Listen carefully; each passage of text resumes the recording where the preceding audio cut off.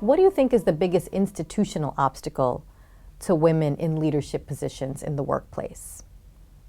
The institutional things, there are some behaviors today that are what I would say embedded in the culture of a lot of the organizations that I've worked in.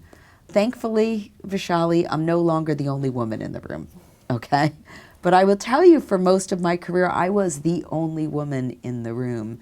And that age-old, you come up with an idea and you represent that at the table and it gets completely ignored, and then somebody else brings up the exact same idea and all of a sudden it's interesting. And, trying to dissect and understand that, what I realize is women do need to continue to build sponsors and mentorship. I wished I had something new and different in this regard, but to have your voice be heard and your ideas be heard, a lot of that doesn't happen in formal conversations. A lot of that stuff is happening outside of those formal conversations. So you have to be involved in that. You've got to be involved with people that you work with, not in formal situations where, you can get ideas on the table before you're even in the meeting. So that, I think, is a big thing. And I think we're breaking some ground at that. The other thing, and this is maybe a mindset piece, and I can't speak for all women, I can speak for myself, but this idea that it's all about the work. If I just work harder, if I just do my job better than anybody else, I'll get recognized for that and I'll find myself in a greater area of leadership in the company.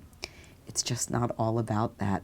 People need to know who you are in order to want to entrust you with greater responsibilities in the organization.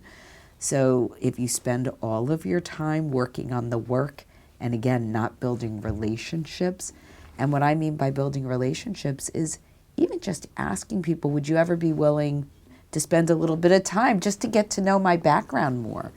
Look at somebody like me. I'm going to go into my next role.